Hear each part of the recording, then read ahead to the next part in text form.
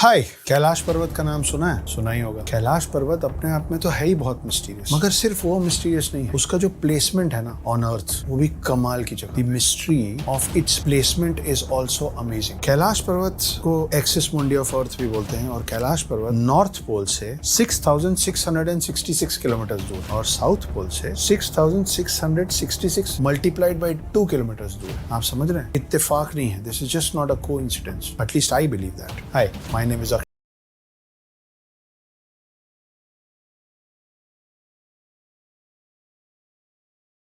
we are going to talk about 9 mysterious places in India.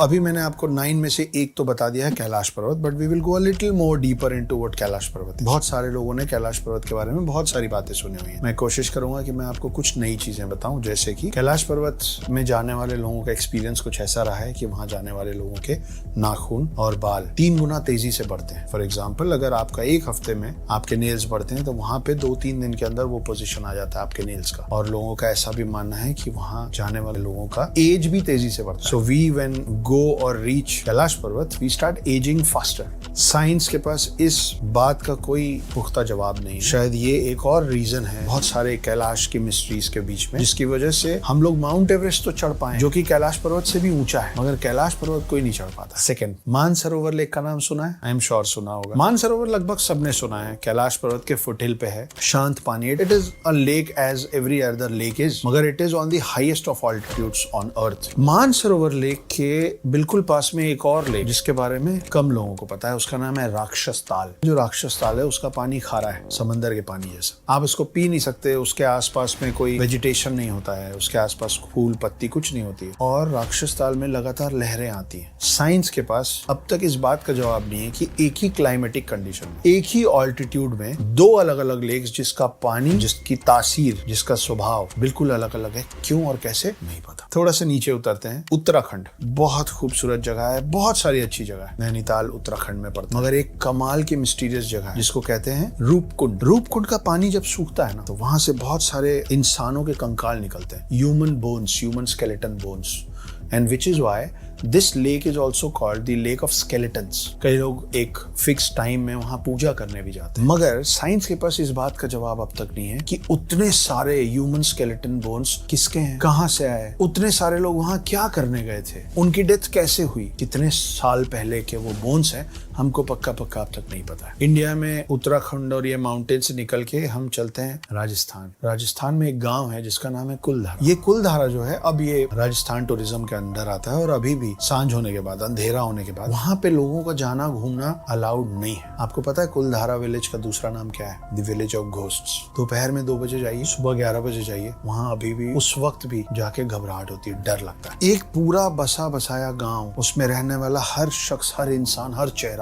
सब एक रात में गायब हो गए, और हमें अभी तक नहीं पता कि एक पूरा गांव कहाँ चला गया। अब वहां सिर्फ खाली घर है। चलिए, रातों रात पूरा गांव वहां से उठ के चला गया होगा, तो राजस्थान जैसी जगह पे जब इतने सारे लोग वहां से निकले होंगे, पैरों के निशान छूटे होंगे, खाने की चीजें लेके गए होंगे, तैयारी से गए होंगे। कोई तैयारी से नहीं गया। लोगों ने खाना चढ़ाया था बनाने के लिए, जो सुबह जला हुआ मिला, जलता पकता खाना छोड़ के एक पूरा गाँव गायब हो। कैसे? नहीं पता। राजस्थान के पास एक खूबसूरत सा और स्टेट है गुजरात। हम बड़ी सारी कहानियां सुनते हैं ना, कृष्ण की द्वारका नगरी, और ज्यादातर लोग उसको माइथोलॉजी बोल के डिस्कार्ड कर देते। सबमर्ज द्वारका सच में मिला है, अभी भी शोध चल रहा है। लेकिन आप सोचिए कि एक पूरा शहर, आप इमेजिन कर सकते हैं कि मुंबई या गोवा जैसा एक पूरा शहर डूब जाए, पानी के कई फीट अंदर चला जाए। ये सच है। कृष्ण की नगरी द्वारका थी, और कृष्ण जी ने अर्जुन से कहा था कि ऐसा होने वाला है, तो वहाँ की सारी महिलाओं को, सारे बच्चों को बचाओ, वहां से ले जाओ अपने साथ। उनको सबको अर्जुन ले गए थे, और पूरी द्वारका नगरी डूब गई। उसके अवशेष अभी भी पानी में हैं, और पता नहीं कितनी मिस्ट्रीज उस पानी में, उस द्वारका नगरी के अंदर दबी हुई। We still need to find and discover those. कोने से अब चलते हैं इंडिया के बीच में, हिंदुस्तान का दिल देखो, मध्य प्रदेश। एमपी में अमरकंटक नाम का एक छोटा सा कस्बा है। बहुत मान्यता है उस जगह की,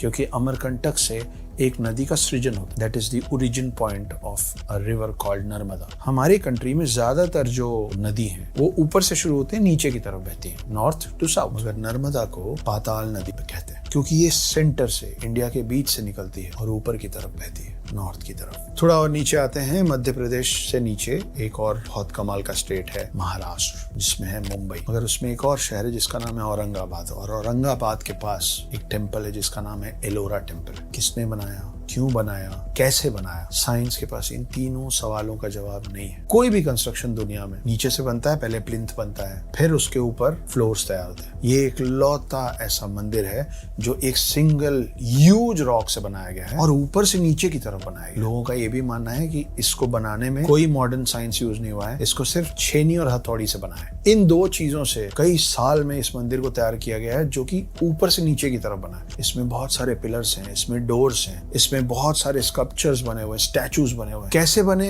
क्यों बने, कैसे बनाया गया, आज का मॉडर्न आर्किटेक्चर हमको आंसर नहीं कर पा। इस मंदिर को बनते समय जो रॉक्स निकले होंगे ना, वो it would be somewhere around 4 lakh ton, 4 lakh ton पत्थर उसमें से तोड़ के निकाले गए होंगे इस मंदिर को शेप देने। पर इस मंदिर के कई किलोमीटर के दायरे में ये 4 लाख टन पत्थर, जो इस पत्थर का अवशेष है, नहीं मिला। कहाँ गया नहीं पता। ये आज भी आर्किटेक्चर समझ नहीं पा रहे हैं आर्किटेक्ट्स की इस मंदिर को कैसे बनाया गया है। मध्य प्रदेश हो गया, महाराष्ट्र हो गया, एक कमाल का मंदिर आता है डाउन साउथ, उसका नाम है वीरभद्र टेम्पल। वीरभद्र को टेम्पल ऑफ पिलर्स भी कहते हैं। इसमें बहुत सारे खंबे हैं, जिसमें से एक खास पिलर, वो पिलर जमीन टच नहीं करता, it is the hanging pillar inside the temple. इस मंदिर में पूजा करने का और अपनी इच्छा व्यक्त करने का तरीका यह है कि इस पिलर के नीचे से चुन्नी निकाली जाती है और अपनी इच्छा मानी जाती है। ये तो नॉर्मल है। एबनॉर्मल ये है कि कई बार इस चीज को अलग अलग एराज में समझने की कोशिश की गई कि ये तो लटका हुआ पिलर है, तो एक काम करते हैं, इसको हटा दें। ये पिलर मंदिर को सपोर्ट नहीं कर रहा है, लेकिन अगर आप इस पिलर को हटाने जाते हैं तो इसके रूफ में क्रैक्स पड़ने लग जाते हैं। माने ये कि अगर इस हैंगिंग पिलर को इस मंदिर से हटाया गया तो ये मंदिर कोलैप्स हो सकता है। ये हैंगिंग पिलर का क्या सीन है, ये कैसे हुआ? जब ये सपोर्ट नहीं कर रहा है तो इसको हटाने से मंदिर क्यों कोलैप्स हो सकता है? आर्किटेक्ट्स के पास,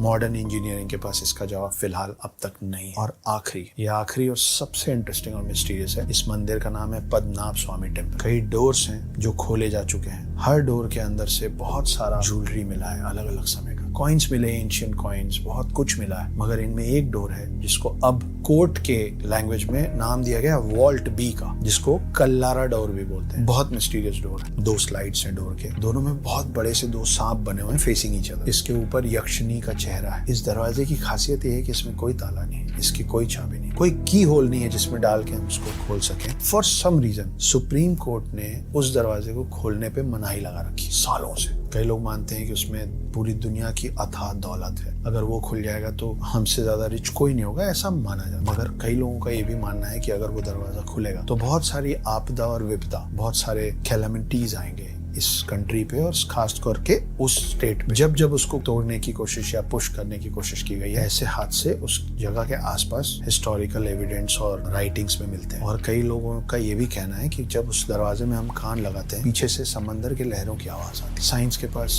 इस बात का जवाब नहीं कि वो दरवाजा कैसे खुलेगा, और हमें नहीं पता कि उस दरवाजे के पीछे क्या है। मगर ये बहुत अजीब बात नहीं है कि एक दरवाजे के पीछे से किसी को समंदर के लहरों की आवाज आ रही है। These were the 9 mysterious places of India। बहुत सारे लोग इन 9 मिस्टीरियस प्लेसेस की मिस्ट्रीज का आंसर्स ढूंढ रहे हैं। मुझे मिलेगा तो मैं आपको बताऊंगा। आपको